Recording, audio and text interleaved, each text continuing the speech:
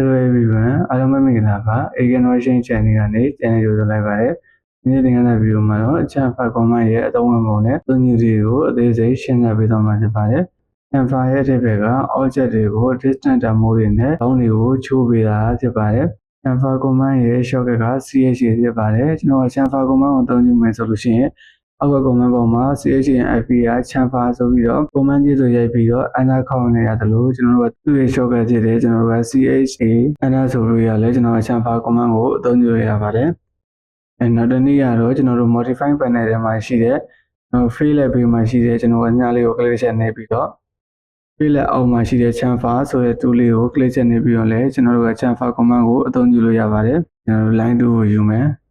first point ရမယ်ပြီးရင်ကျွန်တော် download ထားမယ်200 enter 200 enter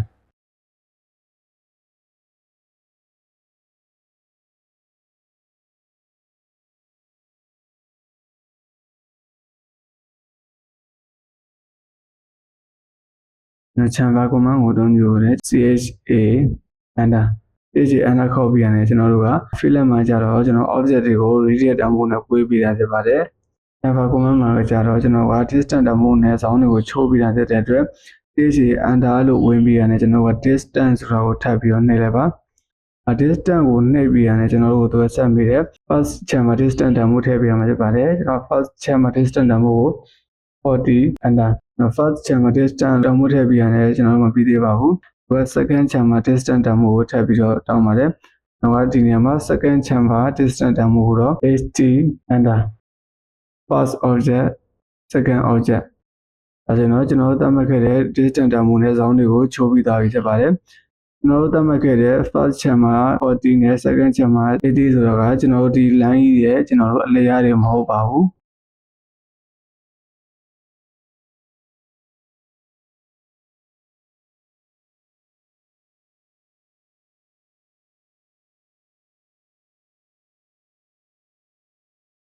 ကျွန်တော်တို့စောစောကသတ်မှတ်ခဲ့တဲ့ Chanfa distance တန်ဖိုးတွေကကျွန်တော်တို့ဒီ line ရဲ့အလျားမဟုတ်ပါဘူးကျွန်တော်တို့ဒီမူရင်း object ဆုံဘက်ကနေပြီးတော့ကျွန်တော်တို့ distance အကွာအဝေးတွေဖြစ်ပါတယ် first Chanfa distance မှာကြတော့ကျွန်တော်မူရင်း object ကနေပြီးဒီဘက်ကိုကျွန်တော်က40ဆိုပြီးပေးခဲ့တယ်second Chanfa distance တန်ဖိုးမှာတော့80ဆိုတော့ distance တန်ဖိုးတွေပေးခဲ့တာဖြစ်ပါတယ်မူရင်း object ရဲ့ဆုံဘက်ကနေ distance တန်ဖိုးဖြစ်ပါတယ်ကျွန်တော် second Chanfa distance တန်ဖိုးဆိုတာကလည်းမူရင်း object ရဲ့ဆုံဘက်ကနေ distance တန်ဖိုးတွေဖြစ်ပါတယ်CHA enter first Chanfa distance ကို40 enter ပြီးရင် second Chanfa distance ကို HG enter ဒီတစ်ခါမှာတော့ကျွန်တော် first object ကိုကျွန်တော်ကဒီဘက် object ကိုမထားဘဲနဲ့ကျွန်တော် first object ကိုကျွန်တော်ဒီတစ်ခါမှာတော့ဒီဘက် object ကိုထားလိုက်မယ် first object second object ဒီတစ်ခါမှာတော့ကျွန်တော်တို့ first object ကဒီဘက်က object ဖြစ်သွားပြီးတော့ second object ကဒီဘက်က object ဖြစ်သွားတာဖြစ်ပါတယ်ကျွန်တော်ဆုံးဘက်ကနေဒီဘက်ကို40ကျွန်တော်တို့မူ object ဆုံးဘက်ဒီဘက်ကို80ကျွန်တော်တို့ကိုစောင်းချက်ပြီးသွားတာဖြစ်ပါတယ် HA enter ပြီးရင်ကျွန်တော်က distance ကိုနှိပ်မယ် distance ကိုနှိပ်ပြီးရင်ကျွန်တော် first Chanfa distance ကို40 enter second Chanfa distance ကိုလည်းကျွန်တော်က40 enterပြီးရင်ဒီနေရာမှာကျွန်တော်က twin ဆိုတဲ့ option click ချက်နေမယ် twin ဆိုတဲ့ option ကို click ချက်နေပြီးရင်ကျွန်တော်သတ်မှတ်ခဲ့တဲ့ distance တန်ဖိုးနဲ့ကျွန်တော် object တွေကိုဇောင်းတွေချုံမယ်ဒါပေမဲ့လည်းကျွန်တော်ကမူရင်း object ကြီးကိုမဆက်ပဲခြံထားခြင်းနဲ့ဆိုရင်တော့ကျွန်တော်ကဒီနေရာမှာ no twin ဆိုတာတွေကို click ချက်နေလိုက်ပါပြီးရင်ကျွန်တော် first object second object ဒါဆိုရင်တော့ကျွန်တော်တို့သတ်မှတ်ခဲ့တဲ့ distance တန်ဖိုးနဲ့ဇောင်းတွေကိုချိုးသားပြင်မယ်လေကျွန်တော်မူရင်း object ကမဆက်ပဲရှိနေမှာဖြစ်ပါတယ်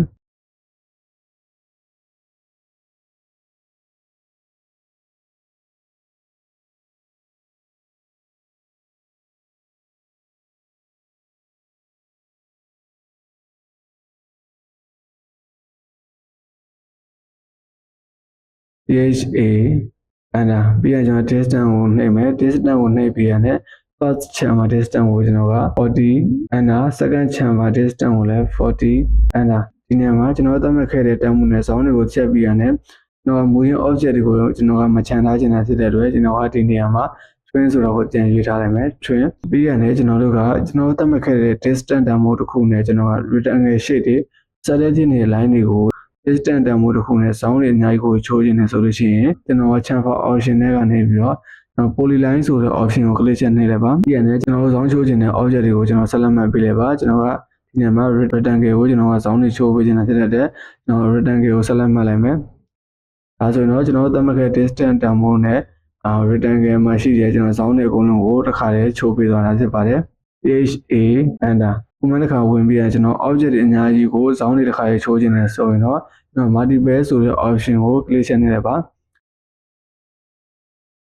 multiple ဆိုတဲ့ option ကို click ချက်နေပြီးရင်ကျွန်တော်တို့ဇောင်းချိုးခြင်းတဲ့ object တွေကိုတော့လိုက်ပြီးတော့ဆက်လက်မှတ်ပေးမှာဖြစ်ပါတယ် first object second object first object second object first object second object first object second object command ထွက်မယ်ဆိုလို့ရှိရင် escape တော့ဒီနည်းလမ်းနဲ့လည်းတမိုးတူညီတဲ့ object တွေများကြီးကိုကျွန်တော် command တစ်ခါဝင်ပြီးရတယ်။အောင်းတွေကိုချိုးချင်တော့လိုက်ချိုးလို့ရပါတယ်။ဒီခါမှာတော့ chamfer ရဲ့နောက်ဆုံး option ဖြစ်တဲ့ angle ဆိုတဲ့ option ကိုရှင်းပြပေးမှာဖြစ်ပါတယ်။ PHA enter ဒီခါမှာတော့ကျွန်တော် angle ဆိုတဲ့ option ကိုကျွန်တော်ရှင်းပြပေးမှာဖြစ်တဲ့အတွက်ကျွန်တော် angle ဆိုတော့ click ချက်နေမယ်။ angle ကို click တစ်ချက်နေပြီးရတယ်ကျွန်တော်တို့က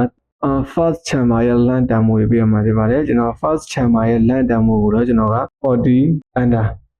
ပြရတယ်ကျွန်တော်က first chamber ရဲ့ length တန်ဖိုးပေးပြီးရတယ်ကျွန်တော်သတ်မှတ်ခဲ့တဲ့ first chamber length ကနေပြီးတော့ကျွန်တော်က block degree ချိုးမှာလဲဆိုပြီးတော့ကျွန်တော်တို့ကို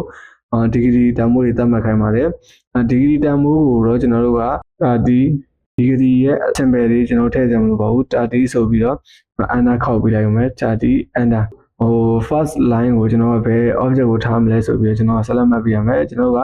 ဒီ object ကိုကျွန်တော်ကထားခြင်းနဲ့ဆိုရင်တော့ကျွန်တော်ဒီ object ကိုဆက်လက်မှတ်ပြီးတော့ကျွန်တော်ထားခြင်းတဲ့ object ကိုဆက်လက်မှတ်ပေးရမှာဖြစ်ပါတယ်ကျွန်တော်က first object ကိုကျွန်တော်ထားခြင်းတဲ့ object ကိုကျွန်တော်ဆက်လက်မှတ်လိုက်ပါဆက်လက်မှတ်ပြီးရတယ်ကျွန်တော်တို့ကဘယ် object ကို second object တွေထားမလဲကျွန်တော်ကဆက်လက်မှတ်ပြီးလိုက်ပါကျွန်တော်တို့တကယ်လို့ကျွန်တော်ဒီဘက်မှာရှိတဲ့ကျွန်တော် line ကိုဆက်လက်မှတ်လိုက်မယ်ဆိုရင်တော့ကျွန်တော်ဒီဘက်ကိုစောင်းချိုးပြီးသွားမှာဖြစ်ဒီလိုကျွန်တော်ကဒီဘက်မှာရှိတဲ့ line ဘက်ကိုဆက်လက်မှတ်လိုက်မယ်ဆိုရင်တော့ second line တွေထားလိုက်မယ်ဆိုရင်တော့ကျွန်တော်တို့ဒီဘက်ကိုစောင်းချိုးပေးသွားမှာဖြစ်ပါတယ် select object ဒါဆိုရင်တော့ကျွန်တော်သတ်မှတ်ခဲ့တဲ့ length တန်ဖိုးရဲ့အဆုံးအနေပြီးတော့ကျွန်တော်သတ်မှတ်ခဲ့တဲ့ degree တန်ဖိုးနဲ့ကျွန်တော်တို့ object တွေကိုတောင်းတွေကိုချိုးပေးသွားတာဖြစ်ပါတယ် chamfer command ကို overall အနေနဲ့အကုန်လုံးပြန်ရှင်းပြပေးမယ် CHA enter enter ခေါက်ပြီးရတယ်ကျွန်တော် distance ဝင်မယ်ကျွန်တော် first chamfer distance တန်ဖိုးကို40 enter second chamfer distance တန်ဖိုးကိုလည်း40 enter ပြန်တယ်ကျွန်တော်တို့ဇောင်းချိုးခြင်းနဲ့ object တွေကို select မယ် first object second object တော့ဒီနည်းနဲ့ကျွန်တော် object တွေကိုဇောင်းချိုးပြရပါတယ် CHA enter ဒီခါမှာတော့ကျွန်တော်က object တွေကိုကျွန်တော်သတ်မှတ်ခဲ့ distance တန်ဖိုးနဲ့ဇောင်းတွေကိုချိုးပြမယ်လေကျွန်တော်မူရင်း object ကိုခြံထားခြင်းနာဖြစ်တဲ့ address ဒီမှာကျွန်တော်က no train ဆိုတဲ့ option ကို click ချနေမယ် no train ဆိုတဲ့ option ကို click ချနေပြီးရင် first object second object ဒီခါမှာတော့ကျွန်တော်သတ်မှတ်ခဲ့ distance တန်ဖိုးနဲ့ဇောင်းတွေကိုချိုးထားပေးမယ်လေမူရင်း object ကမပြတ်ပဲရှိနေမှာဖြစ်ပါတယ် CHA enter ပြီးရင်ကျွန်တော်တို့သတ်မှတ်ခဲ့တဲ့ distance တန်ဖိုးနဲ့ object တွေကိုဇောင်းတွေချုပ်ပြီးရတယ်ကျွန်တော်မူရင်း object ကြီးကိုကျွန်တော်မချန်ထားချင်တာတဲ့အတွက်ဒီနေရာမှာ twin ဆိုတဲ့ option ကိုပြန်ရွေးထားလိုက်ပါမယ်ကျွန်တော်တို့က rectangle shape တွေစက်တဲ့ဖြစ်နေ line တွေမှာရှိတဲ့ဇောင်းတွေကိုတစ်ခါလေးချိုးချင်တယ်ဆိုရင်တော့ကျွန်တော်က polyline ဆိုတဲ့ option ကို click ချနေပါ polyline ဆိုတဲ့ option ကို click ချနေပြီးရတယ်ကျွန်တော်ဇောင်းချိုးမဲ့ rectangle shape တွေကိုကျွန်တော်ဆက်လက်မှတ်လိုက်ပါ select object ဒါဆိုရင်တော့ကျွန်တော်တို့သတ်မှတ်ခဲ့တဲ့ distance တန်ဖိုးတစ်ခုနဲ့ rectangle ရဲ့ဇောင်းတွေအကုန်လုံးကိုတစ်ခါလေးဇောင်းတွေချိုးပေးသွားတာဖြစ်ပါတယ် CHA enter CHA enter လို့ခောက်ပြီးရတယ်ကျွန်တော်ကဒီတစ်ခါမှာတော့ကျွန်တော် command တစ်ခါဝင်ပြီးရတယ်ကျွန်တော်တို့သတ်မှတ်ခဲ့တဲ့ distance တန်ဖိုးတစ်ခုနဲ့ဇောင်းတွေအများကြီးကိုကျွန်တော်တို့ကတစ်ခါလေးချိုးခြင်းနဲ့ဆိုရင်တော့ multiple ဆိုတဲ့ option ကို click ချနေပါ multiple ဆိုတဲ့ option ကို click ချနေပြီးရတယ်ကျွန်တော်ဇောင်းချိုးမဲ့ object တွေကို select မှတ်ပြီးရမှာဖြစ်ပါတယ် first object second object first object second object first object second object first object second object ပြီးရင်ကျွန်တော် command ထုတ်မယ်ဆိုရင် escape ကျွန်တော်ဒီနည်းလမ်းနဲ့ object တွေအများကြီးကိုဇောင်းတွေချိုးတဲ့အခါမှာညံစံစေဖို့အတွက်အသုံးပြုလို့ရပါတယ် chamfer ရဲ့နောက်ဆုံး option ဖြစ်တဲ့ကျွန်တော် angle ဆိုတဲ့ option ကိုရှင်းပြပေးပါမယ် CHA enter CHA enter လို့ခေါက်ပြီးရတယ်ကျွန်တော်ဒီခါမှာတော့ angle နဲ့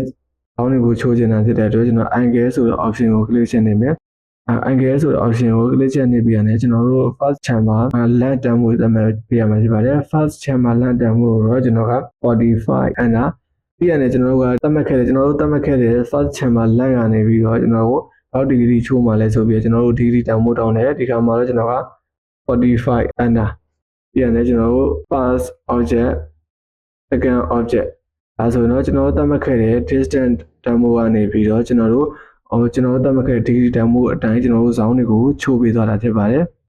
ဒီနေ့သင်ခန်းစာဗီဒီယိုမှာတော့ကျွန်တော် Java command ရဲ့အသုံးဝင်ပုံနဲ့အသုံးပြုနည်းတွေကိုအသေးစိတ်ရှင်းပြပေးခဲ့တာဖြစ်ပါတယ်ဒီဗီဒီယိုကိုမိတ်ဆွေကကြိုက်နေတတ်တယ်ဆိုရင်တော့ကျွန်တော်ရဲ့ channel ကို like share subscribe နဲ့တကယ်လို့ဒီဗီဒီယိုကိုမိတ်ဆွေက Facebook ကကြည့်နေဆိုရင်လည်းကျွန်တော်ရဲ့ channel ကို like share နဲ့ follow လုပ်ဖို့မမေ့နဲ့နော် AutoCAD နဲ့ပတ်သက်ပြီးသိချင်တာနဲ့လုပ်ပေးစေချင်တဲ့ဗီဒီယိုရှင်လည်း comment ဘောက်မှာမှတ်ခဲ့ပါ